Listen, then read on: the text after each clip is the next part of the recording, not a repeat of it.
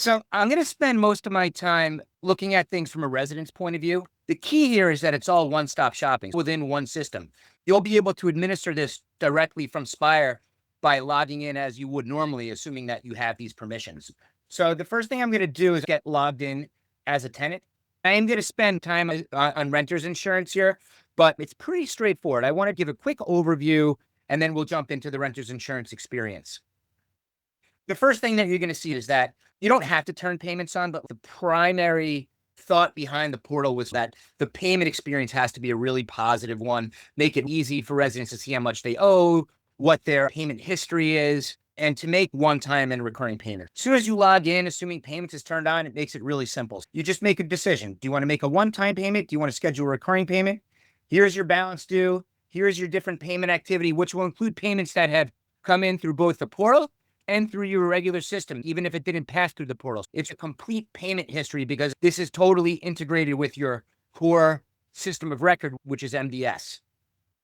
Other options that you can uncover for your residents would be the ability to do things like request a repair.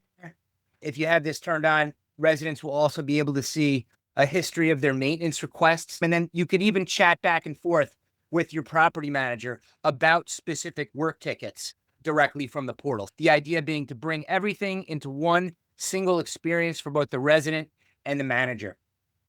We've also included the ability for you to take your month's statements. So after you generate bills, you can upload them to the portal, making them available for download by the residents.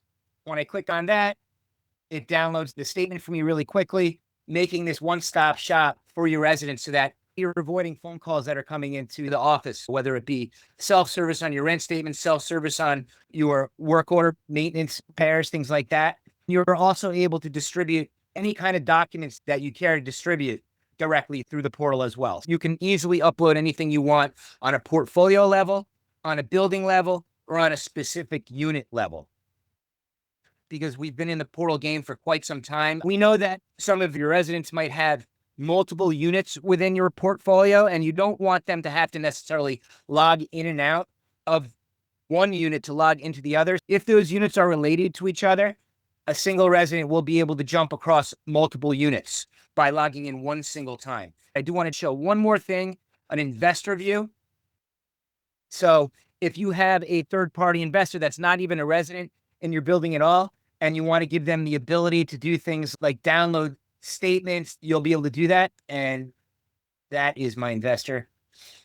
With that said, let me jump into the new renter's insurance experience. This is a new feature that the resident has never clicked on. We're able to promote this to them in various ways. In addition to putting this new button on it, we can also put a splash screen up to try to foster the pickup when people actually log into this thing. I'm going to show you how easy this is for somebody to actually purchase coverage. The key is that after they purchase coverage, it's going to sync directly back into your system of record without having to do any kind of manual data entry. It just syncs in automatically.